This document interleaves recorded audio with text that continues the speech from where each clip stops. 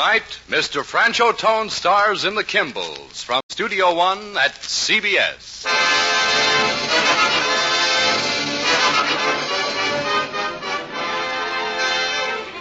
I came back to this place because I had such a good time here when I was a kid. Funny, it's as though there'd been something good here that I'd once wanted to take along with me. Something that I'd left behind and missed.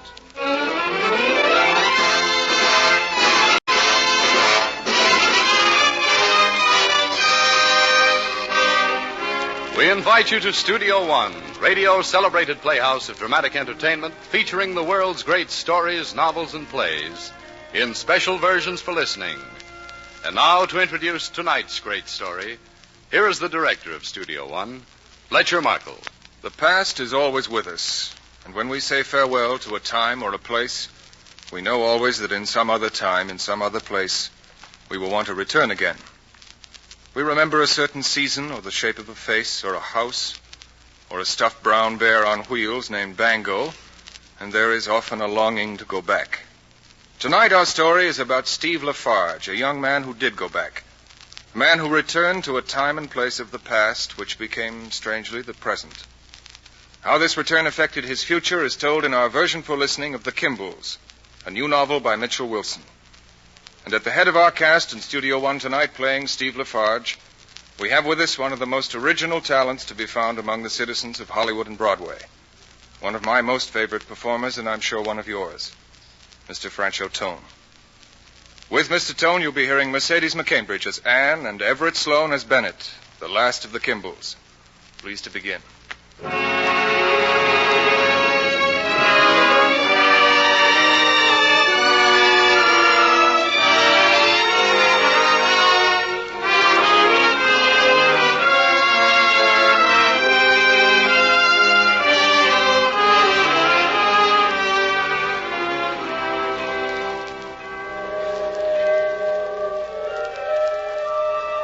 As I walked through the village, I heard the faraway whistle of the train that had brought me back to Dolson's Point.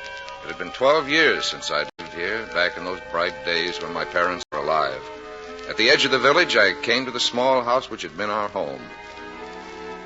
Strangers were living here now. I did not stop there, but went on among the elms which led to the estate next door. 12 years ago, the wall around it had seemed enormously high. Now I found it level with my shoulders. Through a gap in the trees, I could see the sweep of lawn, which stretched from the great house down to the sunny waters of the bay. When I came to the grilled iron gate, I pushed it open and went in.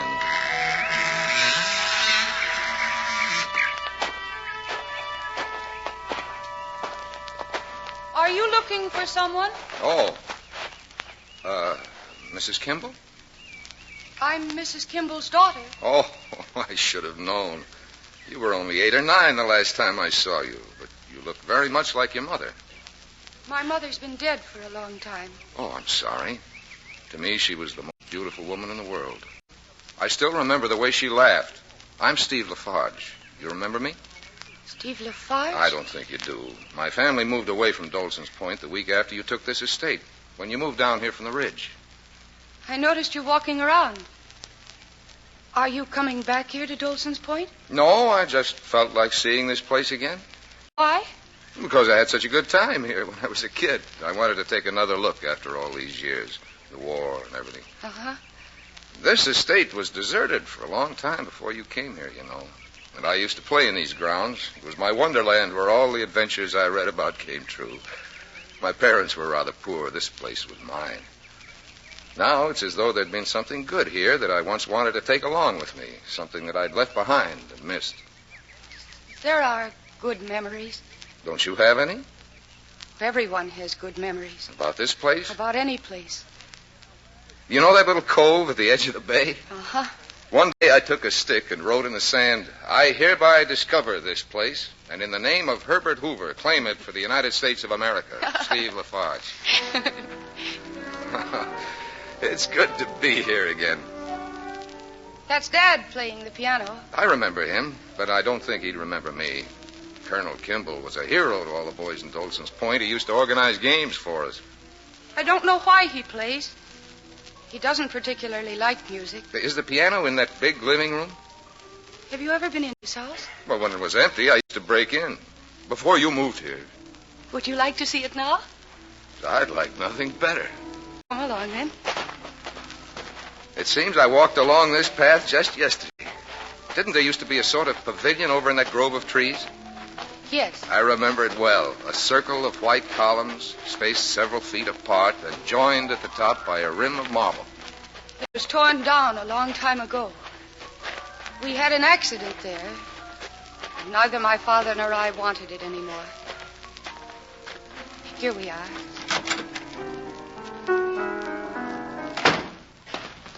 Yes? What can I do for you? If you have any business with me, there is no need to bother my daughter. This is Steve Lafarge, Dad. He used to live down here. Oh, of course, Lafarge. I'm sorry, but I didn't know who you were. I thought... Well, how are you, my boy? Fine, thank you. How long are you going to be here? Oh, just today. You see, I used to know this house very well when I was a boy, before you came. Well, the place has changed, as you see. Well, to me, the place hasn't changed at all. I still see it the way I used to. Perhaps I don't really see as it is.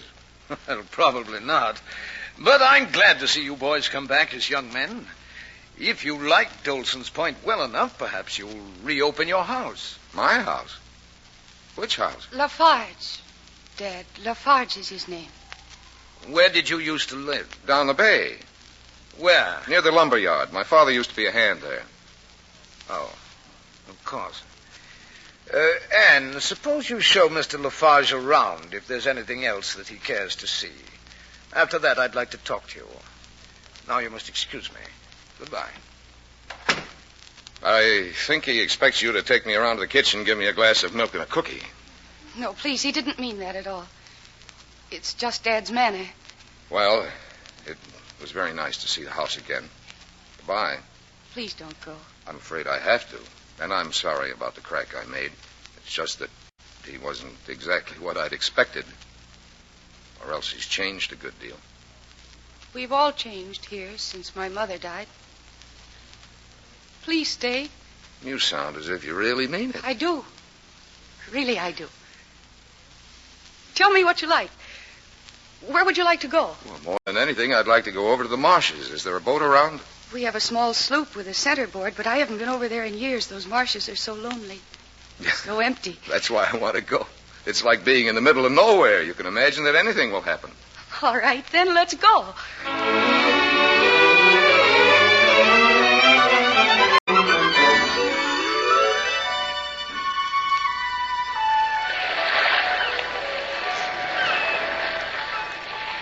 What were you looking for when you came down here, Steve Lafarge?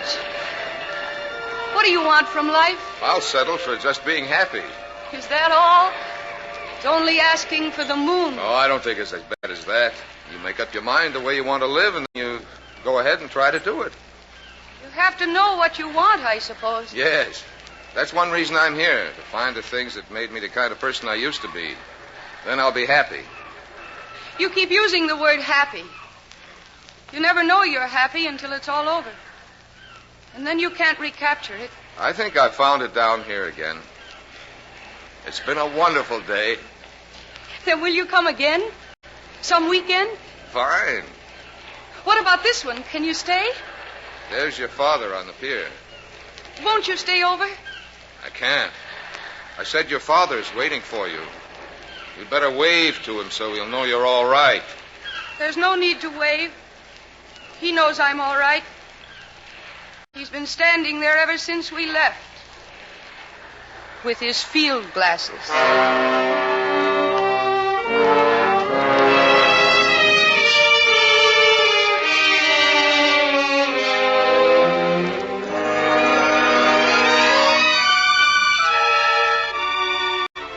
Hello, darling. Dressing for dinner? Yes, Dad? He's gone, hasn't he? Yes? How was the afternoon? Very nice. Would you move back a little, Dad? You're in my light. I can't see to comb my hair. I suppose you're angry with me. There's no point in being angry. I just didn't like him. I thought he was pushing. He wasn't pushing. I was the one who asked him in. Really? What did you do with him? You know that. Sailed over to the marshes. Did your friend enjoy himself? We both did. I'm sure he did. At any rate, it's all over. Not exactly. I'm going to ask him down for next weekend. Anne, you're joking. I'm not. You like him? He seems very pleasant. I think I like him very much. But? But nothing. I like him very much. No. Very well, then, no. Seriously, isn't he rather dull? Not at all dull. Then he's probably good looking. I didn't notice. Is he? Steve's quite attractive, I think. Well, it's not worth talking about. You can have him down if that seems to be very important. Just as long as you don't get hurt. Your mother's mistake. Please, Dad, Mother has nothing to do with it. She has everything to do with it. You remember how she was. I remember her as bright and warm and full of love. But you found out later how false that had been, didn't you? Why must we go over and over something that's so painful? It's much harder for me, you know. Then I don't see why you have to bring it up. Because, Anne, you must watch yourself constantly. You must always keep the memory of what your mother was clear in your mind. It never leaves my mind.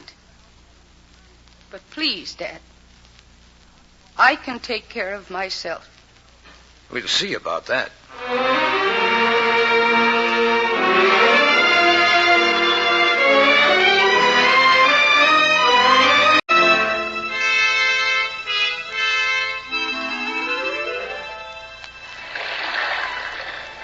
There's not as much wind today as last week, Steve. I like it better this way. Uh-huh. Here, hold on to the end of this line. Why? Well, I'll hold on to this end, and then we'll be in touch with each other. All right. I like feeling I have a contact with you. So do I. You know, I didn't think you'd ever write to me. I said I would. I still didn't believe it. Didn't you think I meant the invitation? I thought you'd change your mind after talking things over with your father. Why should my father object? You can't say that he likes the idea. I'm not blind. Oh, I don't know what you're talking about. I'm talking about your father. And it's not that he doesn't like me because I'm me. As soon as I walked into the house last week, even before he knew my name, he didn't like me. Nevertheless, he also asked you to stay. That's very true, but it wasn't because he liked me. Well, you're making it much too complicated. Well, put that line back in your hand. I need it there. It's in my way. Anne, don't withdraw from me like this. Because I'm sorry. Please, Steve, let's go back. It's getting late.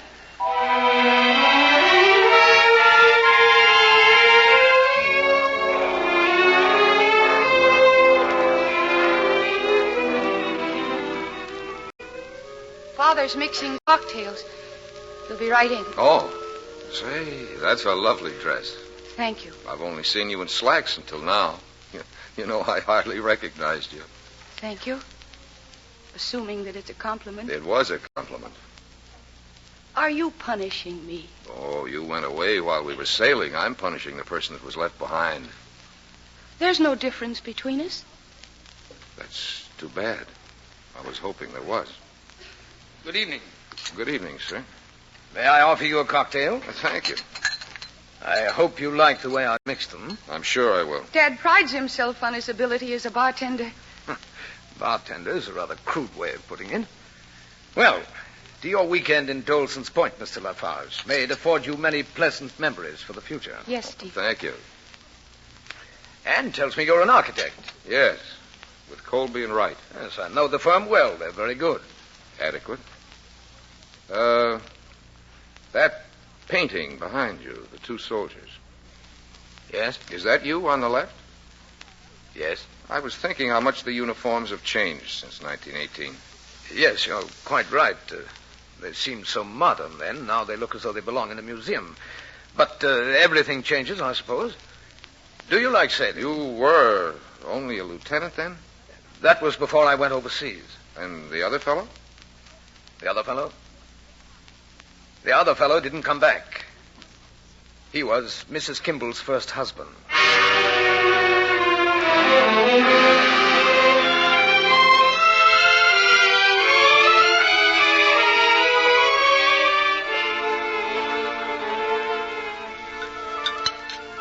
More coffee, Steve? No, thank you, Anne. Why don't we all go for a drive? Do you mind if I don't? I'd prefer staying here. Well, I'd better change into a suit. It's getting cool. Dad, Do take Steve out on the terrace. All right. Shall we go out? Fine. Cigar? Thank you. I'm smoking a cigarette. Oh, I didn't notice. After you. Thanks. Nice evening. Yes. What are your plans now that you're out of the Army? Well, I've gone back to my job. Just as if nothing had happened? No, it'd be silly to pretend that. Yes, you're right. I remember the way I felt. It was a letdown that had no bottom. You keep hoping that you'll reach it, but there's no floor except what you build for yourself. Then what happens? It's torture. Unless you make up your mind that that's the best life has to offer and make the most of it. If I were to talk to you about disappointments, you'd see. There's my wife and even my daughter. Would you care for a cigar now? No, thanks. You said this place held many pleasant memories for you. There's a boy I played here constantly when the house was empty. I peopled it with fictional characters. I was a Knight of the Round Table or Robin Hood. The last day I was here, I cut my small boat loose and let it drift out to sea. I was romantic. I even gave the archer's last salute. Shot my one good arrow straight into the sky. Perhaps you can't understand the feeling I had, but... Something wrong? Did I say something? No. What makes you think so? Well, you look quite startled for a moment. Did I? Anne will be down shortly. Would you excuse me now? Of course.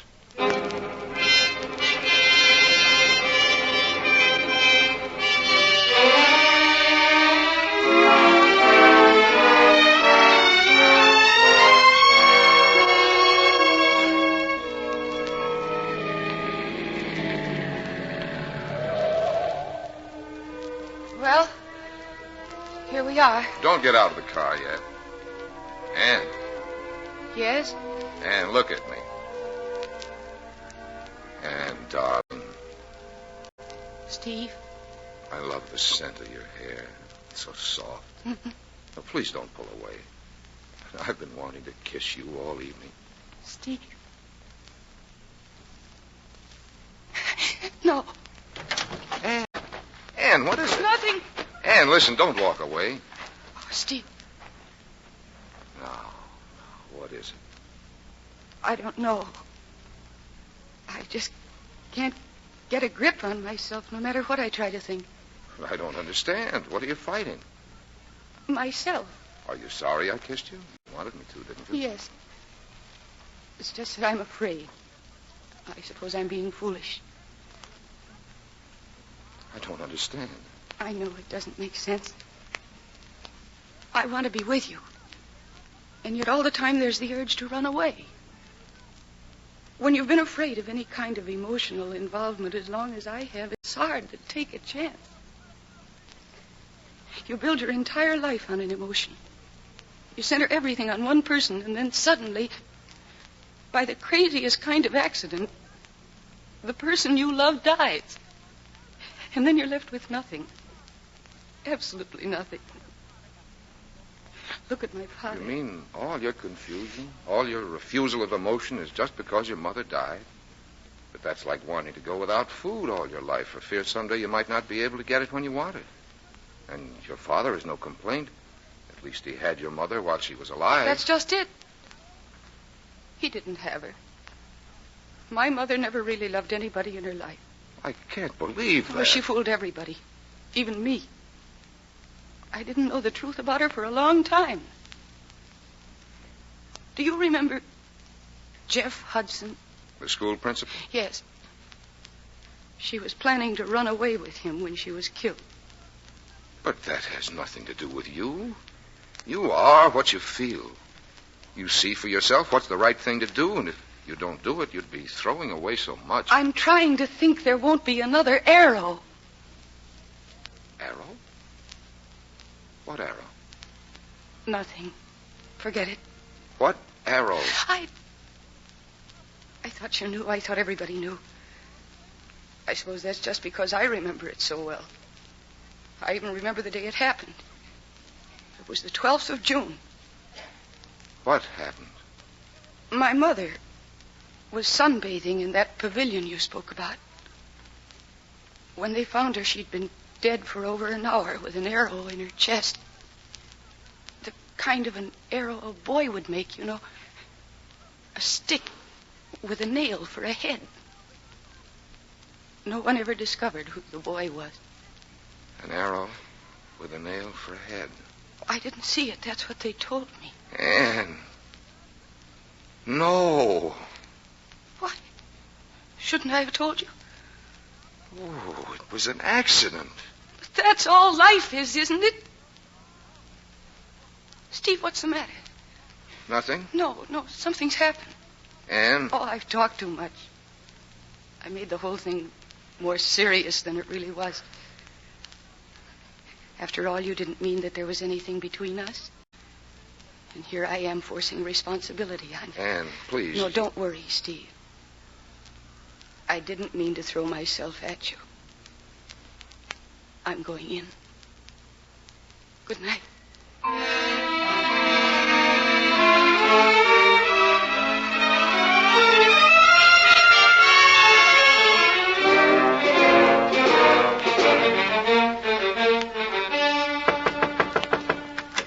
Yes, who? What do you want? I want to talk to you. There's nothing to say. There's a great deal to say. I know now why your attitude changed so suddenly this evening on the terrace. I just found out. Does Anne know? Good heavens, no. Well, what do you intend to do about it?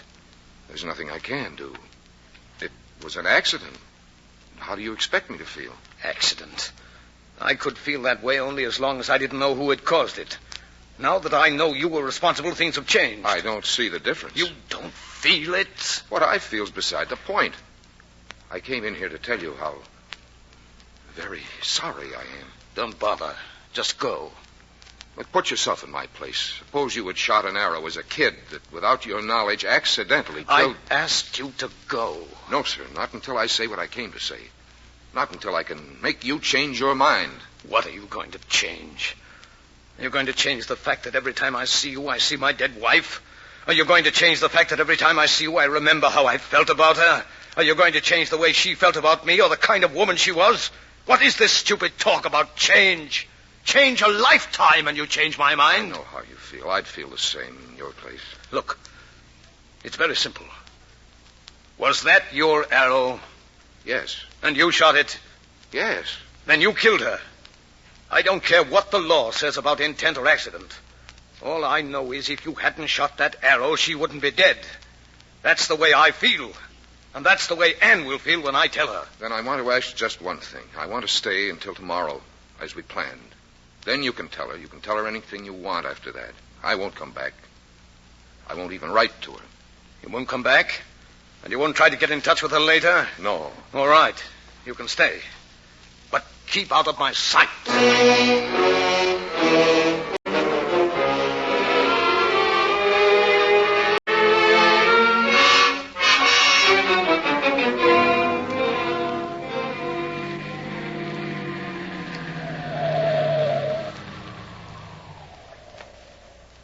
We're a little early.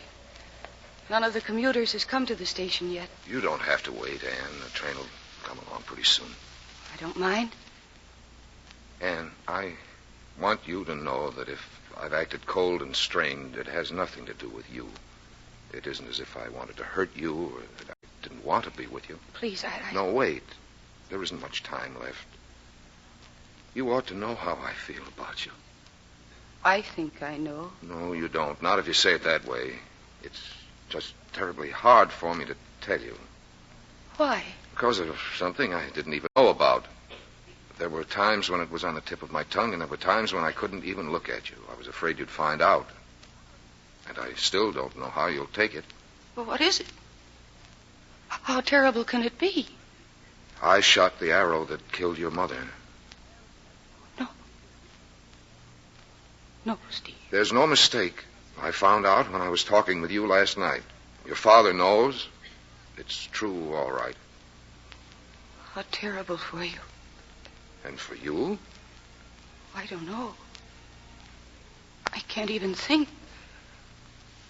It was all such a long time ago. shouldn't make any difference. But I'm still mixed up. I was afraid to tell you because I could see how much she must have meant to you. You're wrong there, Steve. What do you mean? I told you about my mother. She was planning to run away with Jeff Hudson. She was going to leave me behind.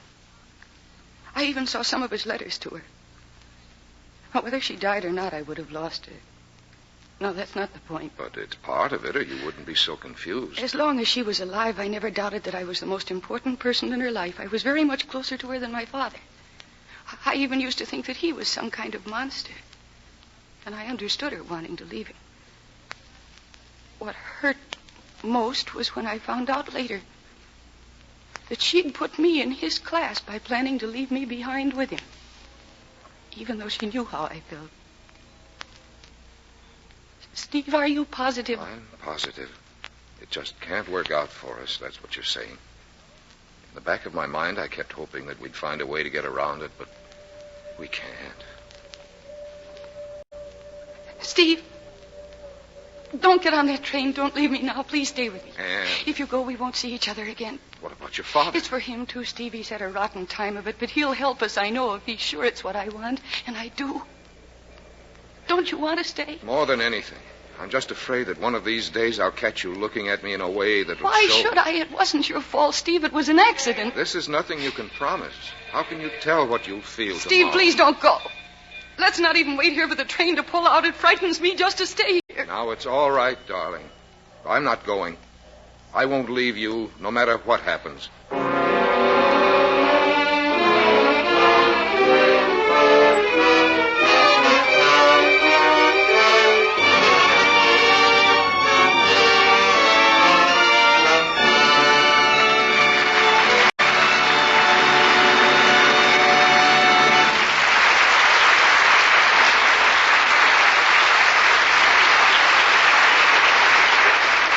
From Studio One, Radio Celebrated Playhouse of Dramatic Entertainment, you're hearing Mr. Francho Tone, starring in The Kimballs, a version for listening by Agnes Eckhart of the Mitchell Wilson novel.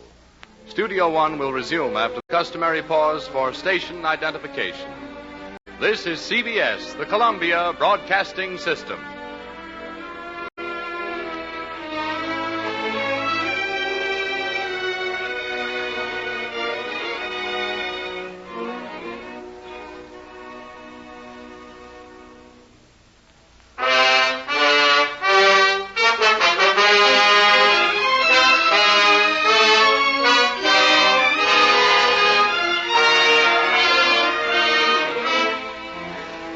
From Studio One, we continue tonight's full-hour dramatic entertainment.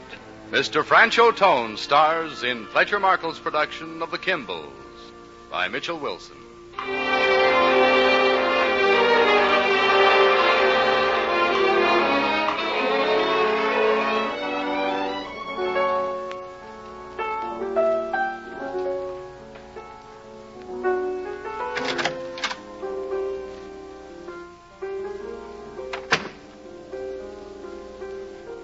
Dad? Hello, darling. Dad, I want to talk to you.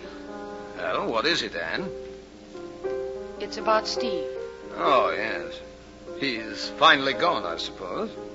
No, Dad, he hasn't gone. And he's not going either. What do you mean? Exactly what do you mean? That's what we have to talk about.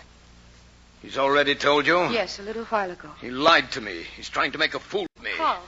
He told me last night that if I said nothing to you, he'd go away and not come back. You were doing this to protect me, weren't you? Well, of course. What other reason could there be? Then there's no point in being angry. It wasn't a lie. And since Mother's death was an accident, there's no reason to blame Steve. Just an accident. We know that it was. And you feel nothing for him except that it was too bad he had to be involved? If I'd never met Steve, I wouldn't want to see him or even hear about him. But it just happened that I did meet him. And I like him. Like him? That's a delicate way to put it. All right, then. Say I'm attracted to him. Maybe I'm in love with him. Love? Doesn't the mere saying of the word make you feel ridiculous? Tell me. Tell me, I'm curious. How does it feel? The second time in my life this has happened. First your mother and now you. Perhaps you can explain it to me, make me understand. For the first time in my life, I'm in love, and I'm not ashamed of it, Dad, or of anything I feel. And I want him to want me, too. That doesn't seem ridiculous to me. There's nothing I can say to you, Anne. We're not even speaking the same language. Why isn't he here? Couldn't he face me? I didn't want him to come. It's not his place to talk to you about this. I'd resent it. So would you. And in spite of what you say about our not speaking the same language, you and I are still closer to each other than we are to anybody else. Are we? And how can you do a thing like this? Dad, this isn't something I'm doing. I can't stand the sight of him, Anne. Well, if you'll be reasonable about it... Reasonable? If we're talking about reason, I think you're the one who'd better come to her senses. Why are you trying to force this? Deep down inside, you must feel the same way I do. I don't. Wasn't your first feeling one of revulsion? You feel revulsion, don't you? If I do, then I'm wrong. But you do. Somewhere inside you, you hate him. Why deny it? Dad, don't. I'll show you how you feel. Let him stay, not in this house, but somewhere around in Dolson's Point. And within 2 weeks, you'll find you'll be loathing each other. All right, I'll find a place for him to stay. And I'll prove to you that you're wrong. We'll see, my dear. We'll see.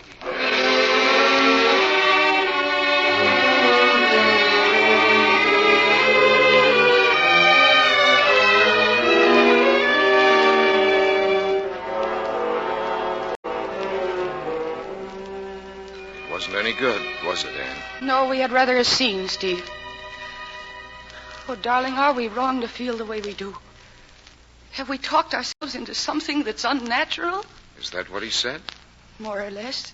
Well, it's understandable. He was terribly in love with your mother. In his own way, he was never really happy with And her. I bring it all back to him. Oh, listen, Anne, let's not try to ride roughshod over him. Let me take a room somewhere here in town. That way your father won't feel we're crowding him. Yes, that's what I thought. Steve, kiss me. Darling. We'll be all right, Anne. Don't worry.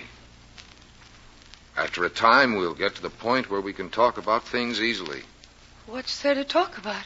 Your mother? No. Don't you understand, darling? Until we can talk about her openly, we won't ever feel completely at ease with one another. Yes, I suppose you're right. There are so many things I want you to tell me about her. Like what? Everything, from the beginning. Even about her first husband. Why does your father have that picture of him in the dining room? They were friends. They met in the Army. Dad introduced Sam Buchanan to Mother. Buchanan? Buchanan? There's a fellow here in Dolson's Point. Yes, Gus Buchanan. He has the garage. He's Sam's brother. Oh, no, please.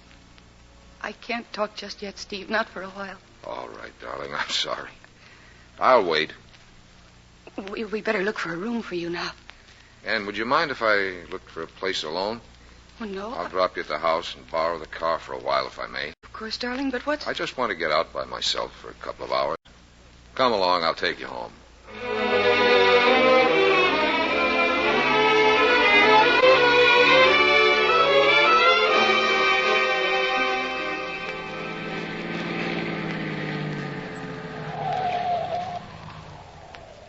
Yep. What's it for you? Will you check the oil, please? Aye, sure.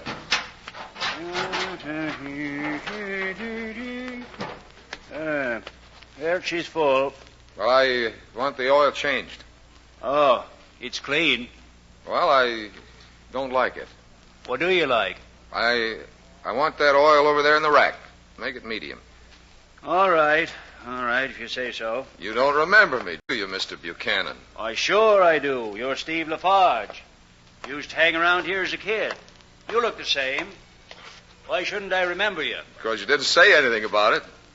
Well, what'd you expect me to do? Want me to kiss you? Where you been? Overseas. You know, there was a major over there who pricked up his ears when I said I came from Dolson's Point. He said he knew someone in the last war named Buchanan from Dolson's Point, but the description didn't fit you. It wasn't me. I told him he was wrong. I never heard that you had any relatives. Must have meant my brother. I used to have a kid brother. His name was Sam. Well, I don't remember him. Got killed. He was a nice kid, nice boy. Used to miss him like all... Did you say medium? Medium. That's what I thought. Where was your brother when he got it? In the Argonne. Was he married? Yeah. Married before he went overseas. Married to a cheap, low dame. If anybody killed him, she did. Well, how's that? Got into the Army in 17 before the draft. Got sent to officer's school. Only had 3 years of high school. All the other boys been to college. He was smart, that boy. He'd have done something with this place. Take it from me. But, about his wife. Oh, she was real society. But she was cheap. Sam didn't find out about her until he went to France. Oh. That's what killed him, when he found out. How do you know all this? From Sam's letters, he wrote me the whole story. Well, how did he find out about his wife? Somebody tell him? That's the funny part of it. The guy who told him about her, he turned around after the war and married her himself. Figure out that one. You mean Kimball was the one who told him? Kimball? Sure, it was Kimball. Who else? Hey, how did you know it was Kimball? I didn't say his name. Well, I remember hearing that Kimball and your brother were friends in the Army. Yeah? What are you after, Lafarge? Nobody around here knew about Kimball and my brother. I never even spoke to the woman, even if she was my sister-in-law. What are you after? I've got what I was after. Thanks. What do I owe you? $2.10. I'll put a sticker inside your door. Tell you when to get it changed next. Thank you. You've been very helpful.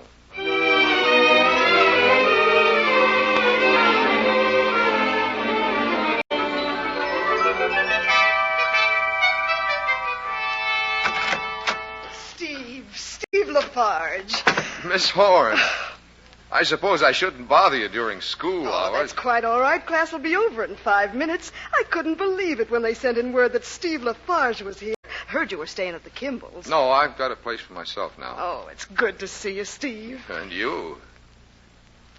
Miss Horn, Well, what's troubling you? I know this is more than a social visit to your old history teacher. Yes, it is. There are some questions I want to ask you. You're the only person who knows everybody. Well, first of all, what kind of woman was Connie Kimball?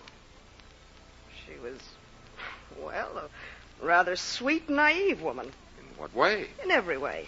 Connie Kimball was one of the most conventional women out here. She had tremendous charm, a vitality you couldn't resist, but it was all within the accepted social framework. Then what does that framework include? What do you mean? Well, for example, was there ever any scandal about her?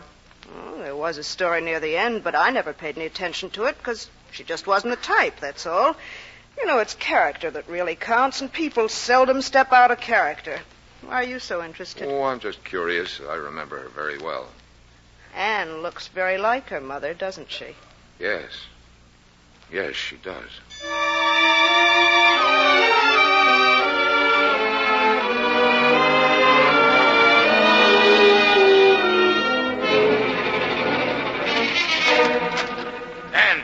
Anne! Yes, Dad?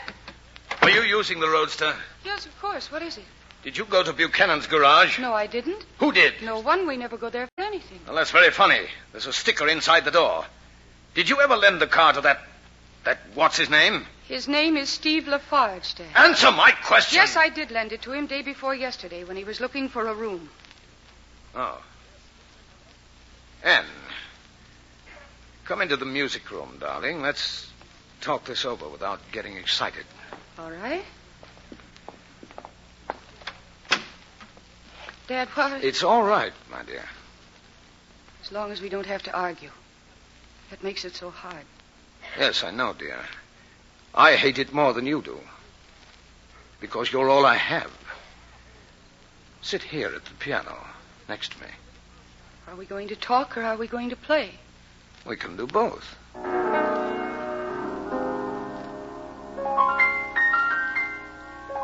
right.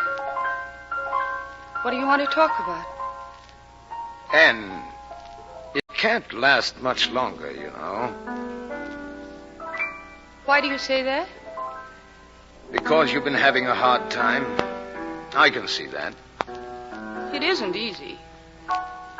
It's not easy for Steve. And it's pretty wearing all around. But that doesn't mean... You're getting tired of the whole thing, aren't you?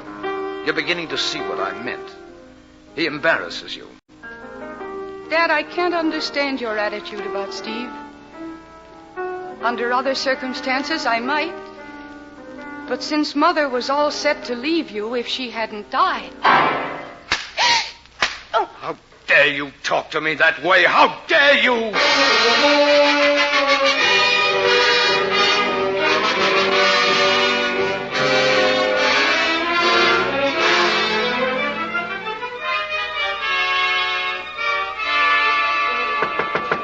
Come in. Anne. Steve, I had to see you. What's the matter? Come in. Oh, it's hopeless. Steve, we've been kidding ourselves. Tell me, what happened? Well, at first he acted as though we could have a sane and understanding discussion. And I thought he meant it. But you can't discuss this with him anymore. Yes.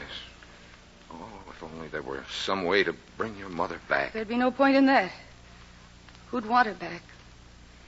She didn't want us. But you were so very fond of her. Well, what's that got to do with it?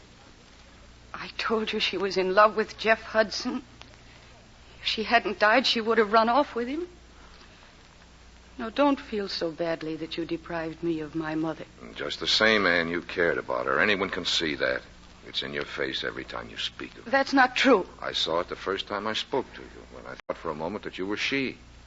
You were pleased that I saw the resemblance. My mother was a very attractive woman. No, it's more than that. You knew she was planning to desert you? Father told me later. You didn't know until then? No, that's what started this whole thing at home just now. I reminded Dad of it. I swear I don't understand it. I've been thinking about him, and I can't see your father as the kind of man who'd suffer grief all these years. I'm sorry, but he's out of character. That's where you're wrong, Steve. It was cruel of me to throw his failure in his face. He didn't mind telling you when you were just a kid that your mother had been planning to desert you. That scene couldn't have been a party for you. But that was different. Right now, darling, let's talk about what we're going to do. And we won't settle this by going away. Let's not kid ourselves. You're not coming away with me because you love me. You're doing it to punish your father. Forget my father. How can I when you can't? Look, darling, this is getting us no place. Let's go out to dinner and talk later. I guess you're right. Steve, come here to the window. What is it? It's Dad. He's waiting downstairs, sitting in the roadster. All right. We'd better go down and face him.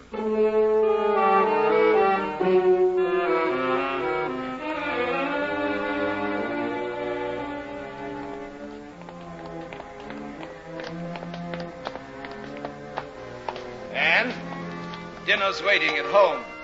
I'm having dinner with Steve, Dad. I want you to come home with me. Steve, what shall I do? It's up to you. I'll go home, but you come along with us. No. Go along with it by yourself, Anne. It'll be best. All right. Call me in an hour and a half.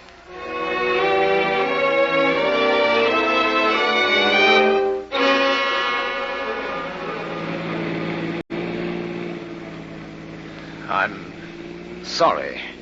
I'm sorry I struck you, my dear. Forget it, Dad.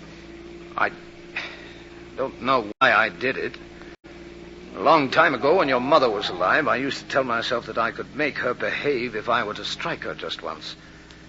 I got so I would pray for the strength to hurt her.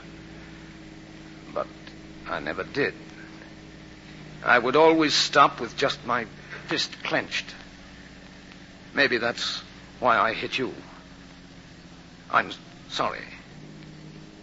Is it all right now? What about Steve?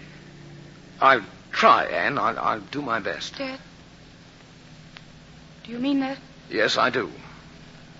Not like before. This time you're serious? Yes, Anne. No more trouble? No. Dad, this is important to me. You've got to help Steve and me. You can see that I'm in love with him, can't you? Certainly, I can see. And I can ask him to come to the house? All right. It wasn't his fault.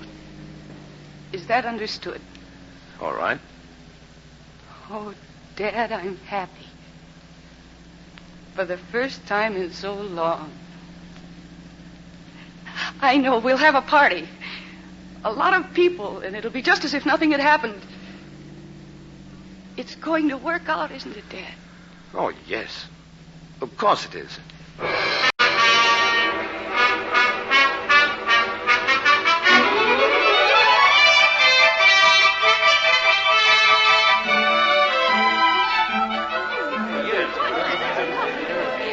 Well, what's the matter with you, Bennett Kimball? Oh, hello, Martha. Get you a drink? I have one. Oh, Now repeat, what's the matter with you?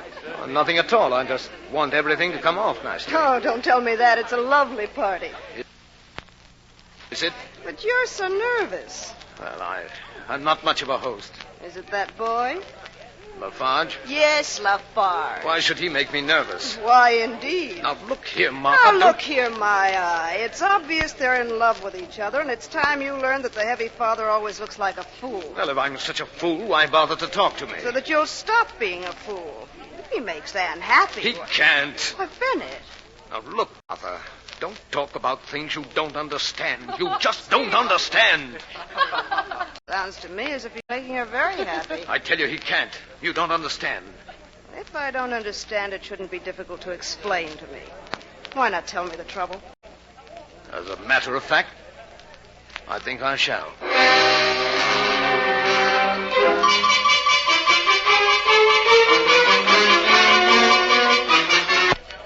What did you say? Are you sure? How terrible. Can I turn around now? Talk about something else. He's coming this way. Who told you? I feel absolutely sick. Do the Eckharts know yet? Let's go, John. I don't think I can stay here another minute. Poor Anne.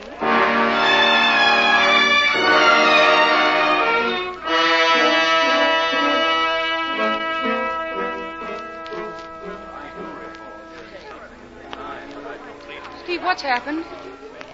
Everybody seems so peculiar. Let's take a walk in the garden, Ann. Oh, we can't. What's happened, Steve? Why are they all looking at us? I think they know about me. What? How could they know? I'm not sure. But you didn't say anything. No, but I saw Martha Horn's face after she spoke to your father. She looked as though he'd hit her with a 2x4. Now, what do you think he said that could have had such an effect on her? My father? Oh, that's not possible. He couldn't have. Dad! Yes? Yes, Anne. Dad, what's happened? I don't know what you mean. What did you say to Martha? Nothing? I'm sick of that answer. You told her about Steve. Don't deny it. Yes, I did. Why shouldn't I? Are you ashamed? I thought it was to make no difference. How could you do it? Everyone's looking at you. Let them look. They see you, too. I'm sure they do. It might do you some good to hear what they have to say.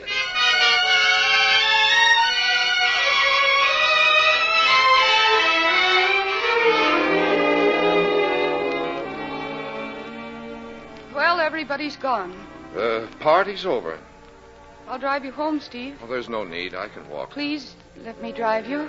Then we can have dinner. Why prolong it, Anne? It's over, and you know it. It deserves to be prolonged a little. If it's over, let it be over, here and now. It's just not in the cards, Anne, that's all. Steve. I'll go away as I should have done in the beginning. But I love you, Anne. I'll always feel that way about you. Always.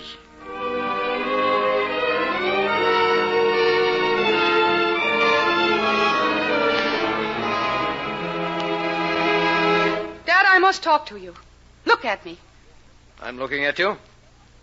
You did this deliberately. If you mean that I knew what I was saying when I told Martha about Steve, you're quite right. Why shouldn't I speak to Martha about something that's so important to me? I wanted her advice. And you picked a garden party as the proper time. You knew the effect it would have. I admit that I wasn't surprised.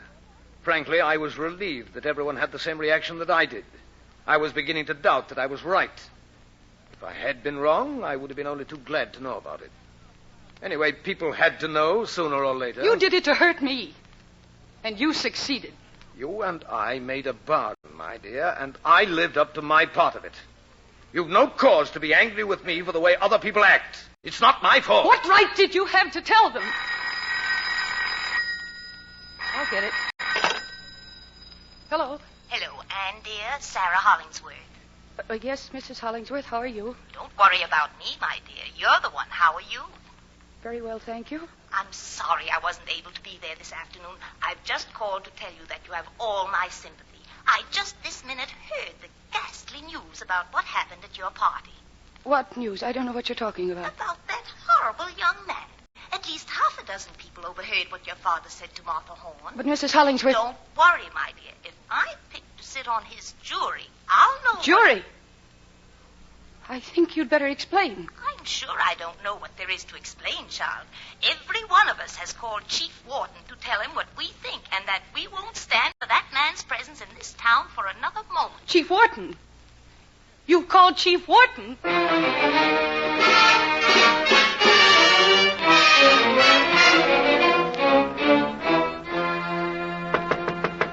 Coming. Mr. Lafarge, Why, Chief Wharton. Hello there. you remember me? Everybody knows the chief of police. I guess that's right. Well? May I sit down? Yes, sit down, of course. Thank you. I'd better start by telling you what I should have told you 12 years ago. Yes? I made a thorough investigation of this case within 6 months after Mrs. Kimball died. I was almost certain that you were the one who was responsible. Circumstantial evidence pointed straight to you. Nevertheless, I had to check everything else. Only no one had any reason anymore to want the woman dead. Any more? What do you mean? I mean that she had agreed to remain with her husband on his terms, not go off with Hudson.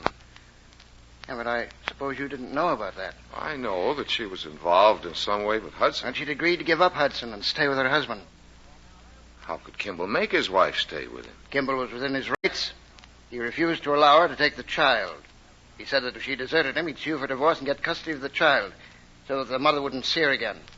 And he had the law on his side. What makes you think that she and Hudson wanted the child at all? I know they did. I spoke to Hudson. He even showed me letters from Mrs. Kimball. She loved her daughter and planned to take her with her. In fact, she was so attached to the child that the threat of losing her forced Mrs. Kimball to give up the whole thing. You think that's true? Well, the records are still at City Hall. I have both Mrs. Kimball's and Hudson's letters on file. But getting back to my original point, there was no reason to mix up a child's life in all this, your life. So I asked Kimball's permission to drop the whole investigation, even though I was certain you were responsible. And that's how it's been until today. But this afternoon, the story got out. Now there's feeling in this town against you. Well, what am I going to do? You can pay back the favor I once did you. Leave town on the next train. I'll leave, don't worry. But before I go, I want to take a look at those records, those letters. Is that a bargain? It's a bargain. I'll take you down to City Hall.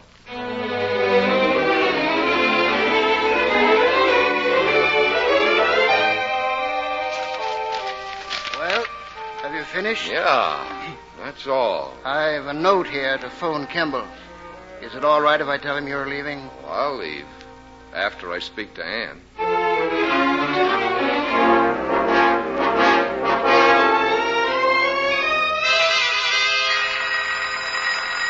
I'll get it, Dad. No, my dear, I'll get it. Hello? Mr. Kimball, Chief Wharton. Yes, Chief. Find out where Steve is. You called me earlier? Yes, I wanted to know about that Lafarge boy. Well, don't worry. Nothing's going to happen. He's leaving on the next train. You can consider the case closed. Good. Glad to hear it. Just a moment, Mr. Kimball. Hold the wire. What about Steve? Hello, Mr. Kimball. This is Lafarge. Yes? I'd like to speak to Ann. Well, thank you, Chief. That's all I wanted to know. Mr. Kimball, I've got to talk to her. Goodbye, Chief. I'll be in touch with you. But, Mr. Kimball... That was Wharton. Nothing to worry about. The case is closed. Steve's leaving town. Where is he now? Wharton didn't say. Steve sent no message? No. No. I guess I didn't really think he would. Oh, you poor darling. What can I do? Nothing, not a thing. We'll go away, darling, far away, where we can forget this whole business. Wouldn't you like that? I suppose so. Why don't we leave tonight? You go on upstairs and pack, and I'll phone about trains. All right, Dad. We'll have a real holiday together.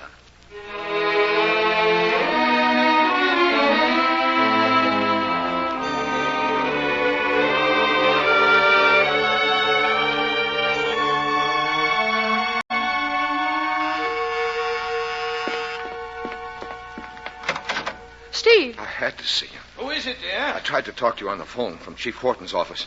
But your father hung up in my ear. You were on the phone. How dare you come here? I told you, Mr. Kimball, I've got to talk to Ann. Well, there's no time. Ann and I are going away. The train leaves in an hour, and we must both do some packing. We'll not discuss that now. Oh, yes, we will. We can be quite open about this because you remember, Ann, you told me that you weren't like your mother. That's true. But you are like your mother, Ann. You are. What? Listen to me. I saw all of Wharton's records. Your mother never intended to go off and leave you.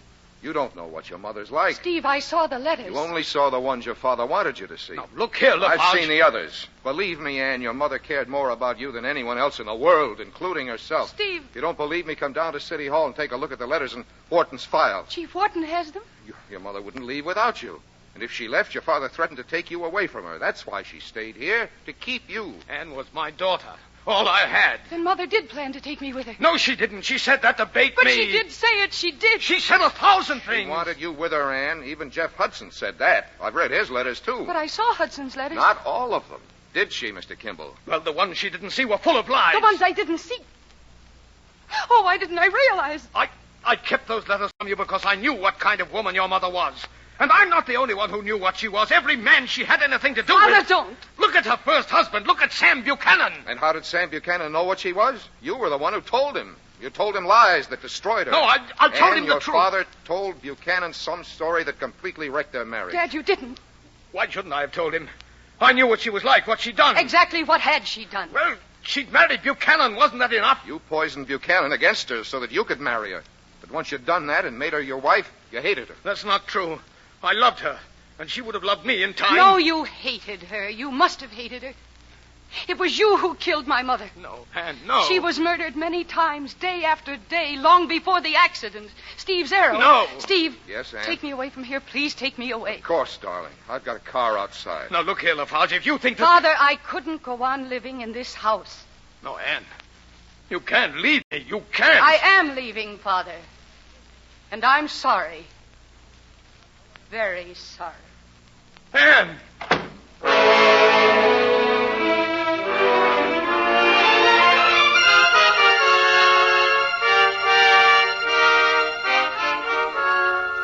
We went down the steps, away from the Kimball house. As I put Ann into the car, I realized all at once that we were free now. Both of us, free of the hatred which had enveloped both our lives. All the past, all the hatred was closed up in the Kimball house. For a moment, we heard Kimball at the piano. Great chords of rage crashed out through the tall windows. We left him there in the empty house, alone with his hatred. And we've never gone back. Ann and I, we will never go back again.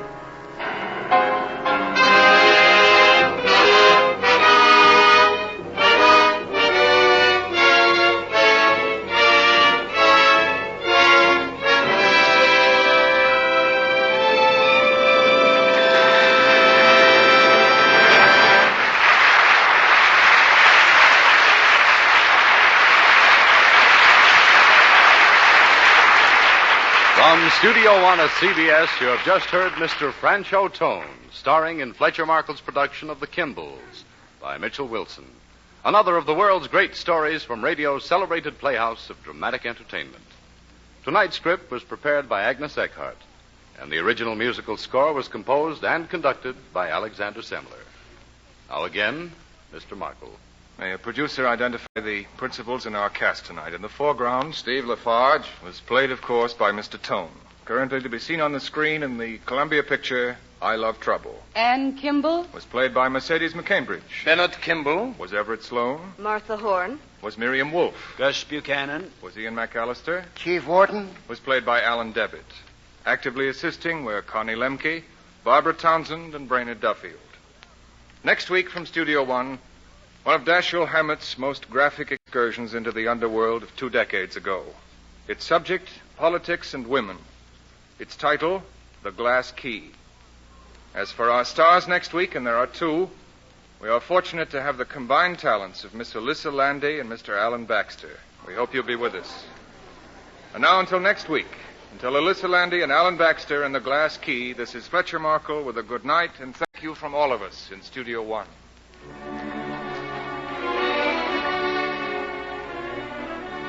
Tune in tomorrow night at 9:30 p.m. Eastern Standard Time for Harvest of Stars, the first broadcast in a new series of sparkling musical programs starring James Melton with Frank Black and the Harvest of Stars Orchestra and Chorus. Remember the Harvest of Stars tomorrow evening and every Wednesday evening at 9:30 p.m. Eastern Standard Time. This is CBS, the Columbia Broadcasting System.